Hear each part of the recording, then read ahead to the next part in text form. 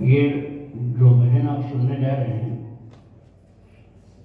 पहले वाला आपने सुना समझ का, कि हमें समझना है कि कर्ता भगवान है। अभी जो आप भजन सुन रहे थे उसमें समझने की बात थी कि मूल कर्ता, वास्तविक कर्ता भगवान है, हम इंस्ट्रूमेंट हैं उनके। मिट्टी की मूर्ति तन है, उसमें भी सुन रहे थे आप लोग कि ये शरीर जो मिट्टी की मूर्ति है और थोड़े दिन बाद इसका मिट्टी पना दिखलाई पड़ जाता है और तब यही बोला जाता है कि माटी यहाँ पड़ी हुई है। अभी तो मिट्टी हम नहीं करते, लेकिन तब सब यही बोलते हैं कि भाई यहाँ एक माटी पड़ी हुई है, हो गई मिट्टी, उसमें से ठाकुर जी की शक्ति चली गई। तो समझ वाली बात थी वो। अब सावधानी वाली बात इस भजन में आ रही है कि हमको सावधानी क्या करनी है। बहुत से पाप हमसे थोड़ी सी असावधानी से हो जाते हैं। एक अपने आश्रम का ही है, साधक भी है, विद्यार्थी भी है, उसका एक पर्चा है प्रश्न का, तो उसके प्रश्न का उत्तर भी इस भजन के साथ साथ हो जाएगा। तो करता है तू पाप बहुत से बनता है अनजान। भजन में ये सुनेंगे आप कि तू अपने को अनजान बनता है, लेकिन पाप अनजान में भी करता रहता है। तो बड़े बड़े पापों में सबसे बड़ा पाप क्या है, ये कबीरदास जी बता रहे हैं।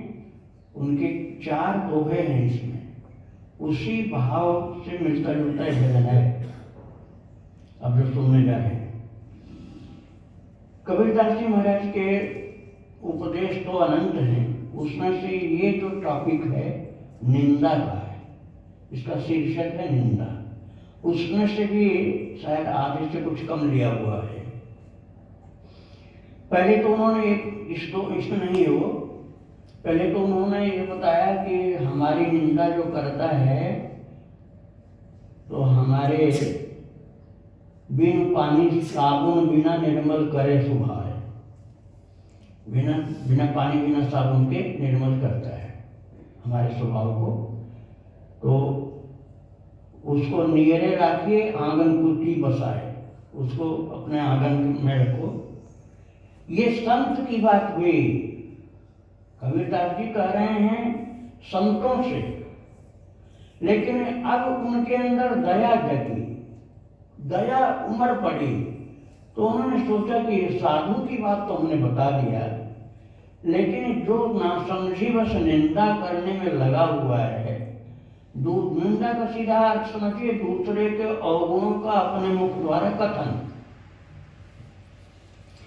हमको कोई यमराज ने ये ड्यूटी तो दिया नहीं है कि दुनिया में जितने पाप कोई कर रहे हैं तुम सबके प्रचार करते रहो। ये ड्यूटी तो हम लोगों को मिली नहीं और न इसलिए जन्म हुआ है। लेकिन इतने ड्यूटीफुल होकर के इस प्रचार कार्य में लगते हैं कई लोग कि इसका रसास्वादन करने लग जाते हैं और ऐसे इसके रस में मत्त होते हैं कि इसमें मतवाले होकर के घंटे घंटे निकल जाते हैं, आस्वादन करते जा रहे हैं कि कहाँ कहाँ किस किस प्रकार के वो काम किए गए जो नहीं करने लायक थे, उसी के रस में मतवाले हो रहे हैं। तो अब कबीरदास जी पहले संतों की बात किया कि भाई उससे घबराओ नहीं, वो शुद्ध करते हैं। फिर उनको दया आई कि जो बेचारे गलती कर रहे हैं उनके लिए भी तुम्हें कुछ बोलूं। तो गलती करने वालों के लिए जो बोला है वो इसमें इन्होंने लिखा है। ये कह रहे हैं दोष पराया देख कर चले हसंत हसंत, अपने याद न आवई जाको आज न अंत। कबीरदास जी के दोहे हैं ये कि जो ऐसे निंदा करने की आदत बना रखे हैं, भक्तों में इस बात से भगवान नाराज होते हैं। गीता जी के 9वें अध्याय का पहला श्लोक नंबर इसलिए बता रहा हूं कि आराम से ढूंढ लोगे आप बाद में, अभी तो श्लोक में सुना दूंगा आपको। 9वें अध्याय का पहला श्लोक, इदं तु ते गुह्यतमं प्रवक्ष्याम्यनसूनवे ज्ञानं विज्ञान सहितं यद् ज्ञात्वा मोक्षसे शुभात्। ये श्लोक है। इदं तु ते गुह्यतमं प्रवक्ष्यामि अनसूयवे। हे अर्जुन, तुझको मैं बहुत गोपनीय ज्ञान इस समय बताना चाहता हूं, और मेरे मन में ये बात इसलिए आई कि तू पर दोष दर्शन के दोष से मुक्त है। ये अर्जुन को भगवान ने कहा है, और भगवान कह रहे हैं तो गलत तो हो नहीं सकता। भगवान तो सदा सत्य है बोलते हैं। तो अर्जुन में कितनी बड़ी विशेषता थी कि पर दोष दर्शन से तू मुक्त है, इसलिए ज्ञान में तुझको दे रहा हूं। और निंदा करने का मतलब होता है कि पर दोष दर्शन की वृत्ति पक्की धारण कर रखी है, इसलिए तो निंदा करते हैं, नहीं तो क्यों करें। तो कबीरदास जी का ये कहना है कि जो दूसरे को दोषों को देख देख करके वो दोष पर आया देख कर चले हसंत हसंत हंस हंस करके बताते चलते हैं, अपनो याद न आवई जाको आदि न अंत।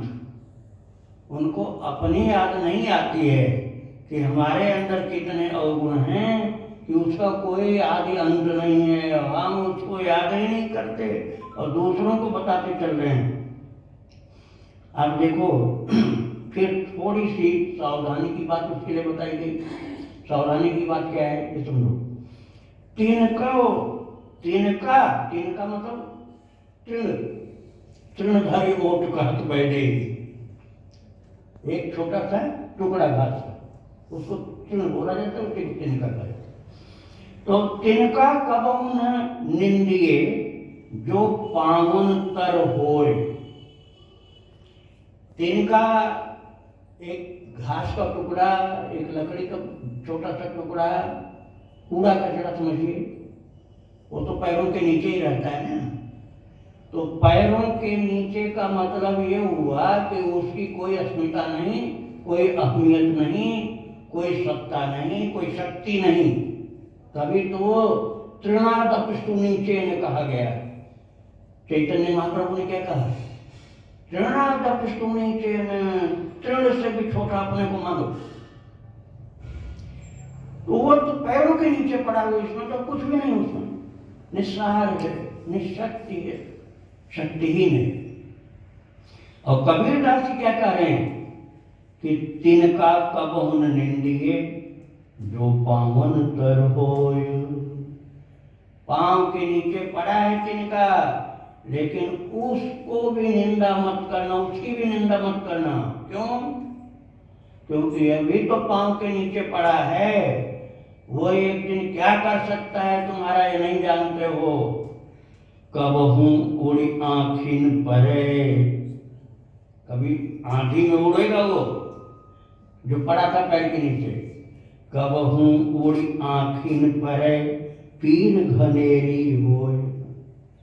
उसमें इतनी शक्ति है उस तिनके में कि यदि आंधी में उड़ के तुम्हारी आंख में जोर से चला गया, इतनी पीड़ा होगी कि आई स्पेशलिस्ट कह देगा कि अभी ठीक नहीं होगा। शक्ति कुछ नहीं थी, लेकिन फिर भी निंदा मत करो उसकी, क्योंकि समय का परिवर्तन ऐसा होगा कि तुम पीछे रह जाओगे और जिसमें शक्ति कुछ नहीं थी तुमसे बहुत आगे चला जाएगा। इसलिए निंदा उसकी मत करो। तीसरे श्लोक में कहा गया, निंदक एक मत मिले पापी मिलो हजार। एक निंदक के शीश पर कोटि पाप को भार। कबीरदास जी के शब्द हैं, लक्ष्य करना हो। एक तरफ पापी 1000 और एक तरफ बैठा एक निंदक। एक तरफ 1000 पापी और दूसरी तरफ एक निंदक जो सबकी निंदा ही करता रहता है। वो कहा जाए कि तुम इनमें से किसके साथ रहोगे, तो कबीरदास जी कहते हैं मैं तो 1000 पापी के साथ रह लूंगा, उस एक निंदक के साथ नहीं रहूंगा। क्यों? निंदक एक मत मिले पापी मिलो हजार, एक निंदक के शीश पर कोटि पाप को भार।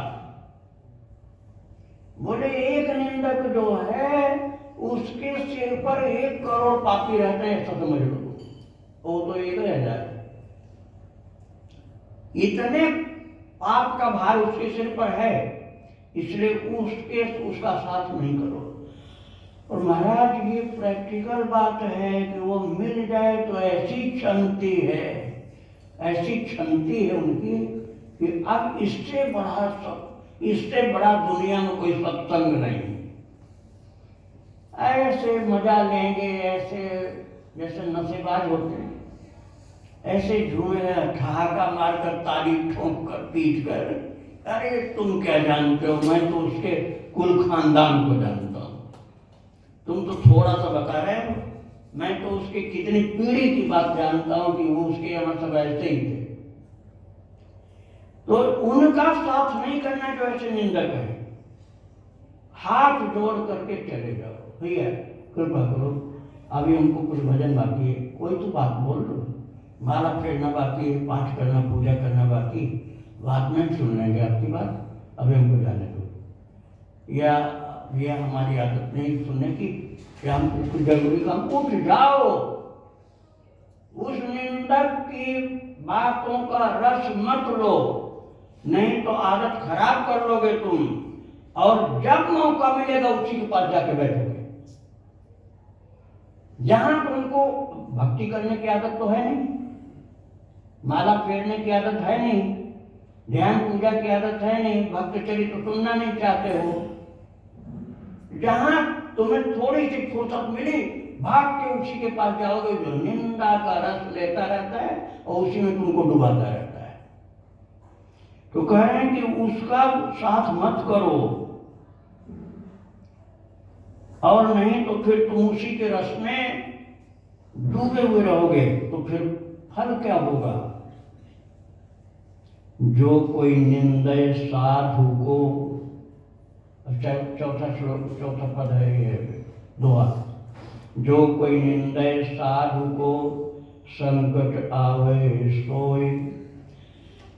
कहने का मतलब ये है कि तुम निंदा करते करते करते करते तुम महाराज साधु पुरुष को भी निंदा करने लग जाओगे।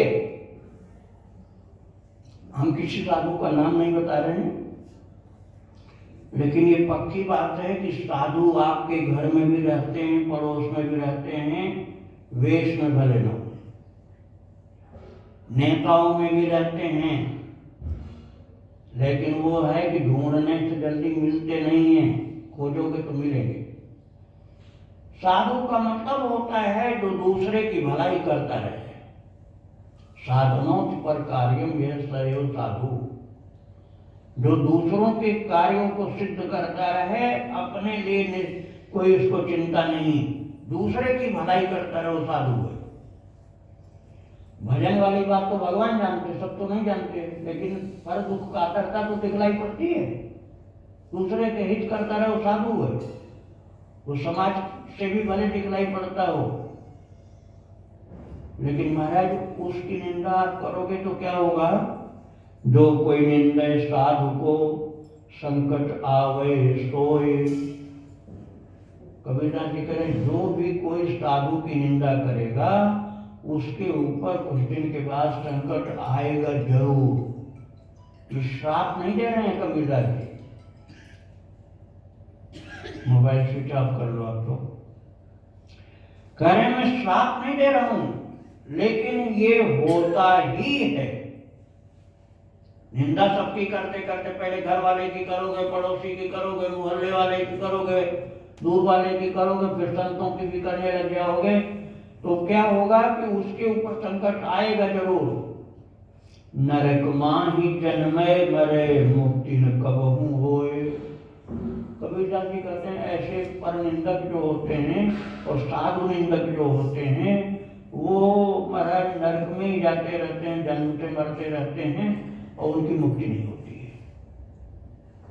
एक अवगुण की बात केवल बताई गई आपको कि पर निंदा करना बंद करो, ठीक है। अब ये जो पद आप भजन सुनने जा रहे हैं, इसमें समझाया जा रहा है कि ऐसे पाप तो करता रहता है, सावधान हो जा। लोग नाम श्रवण करो। सीताराम राम बोल, राधे श्याम श्याम बोल।